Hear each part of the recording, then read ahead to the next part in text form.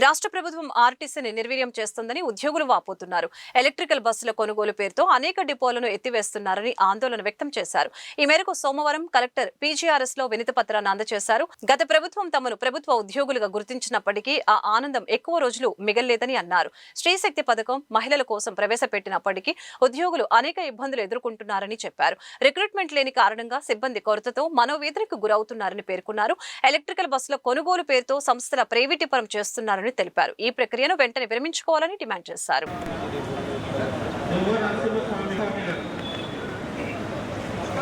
మేము ఆర్టీసీ పరీక్షించిన దశలో భాగంగా రాష్ట్ర వ్యాప్తంగా 129 డిపోలు 4 వర్క్షాపుల్లో నిన్న మొన్న ధర్నాలు చేశాం.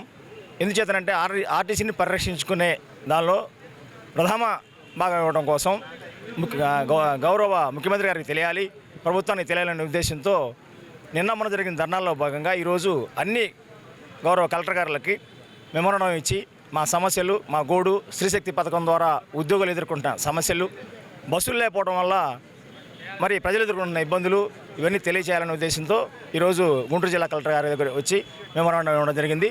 దీనిలో ఉద్యోగుల సమస్యలు అంటే ఉద్యోగులు ఎంతమంది తక్కువ ఉన్నారు, ఆర్టీసీలో రిక్రూట్మెంట్ కావాలా, అలాగే ఆర్టీసీని ప్రైవేట్ పరం చేయడం ద్వారా మరి ఉద్యోగులు రిక్రూట్మెంట్ లేకుండా పోతుంది ఆర్టీసీలో. మరి నిరుద్యోగులు పెరిగిపోతూ ఉన్నారు. అలాగే బస్సులు స్క్రాప్ బస్సులు ఉన్నాయి. స్క్రాప్ బస్సులు ఉండటం వల్ల బస్సులు సరిగ్గా నడపలేని పరిస్థితి, బస్సులో గ్యాప్ ఏర్పడుతుంది.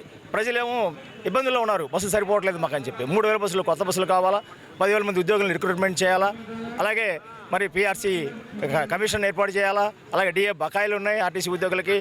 చాలా సమస్యలు ఉన్నాయి. ఆర్టీసీ ఉద్యోగులు స్త్రీశక్తి పథకం అమలు చేసి ప్రభుత్వానికి మంచి పేరు తేవాలని మరి ఎంతో కంకణం కట్టుకొని ఎండనో వాననగా పనిచేస్తూ ఉంటే ఆర్టీసీ ఉద్యోగులని ప్రభుత్వం పట్టించుకోవట్లేదు అనేది కింద ఉద్యోగుల భావన ఉన్నది.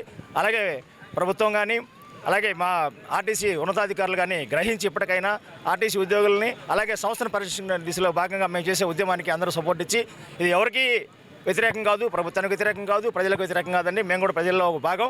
మమ్మల్ని కూడా మీ కుటుంబ సభ్యులుగా స్వీకరించి మా బాధలను గోడుని ఆలకించి మా విన్నపాన్ని పరిశీలించవలసిందిగా కోరుతా ఉన్నాం.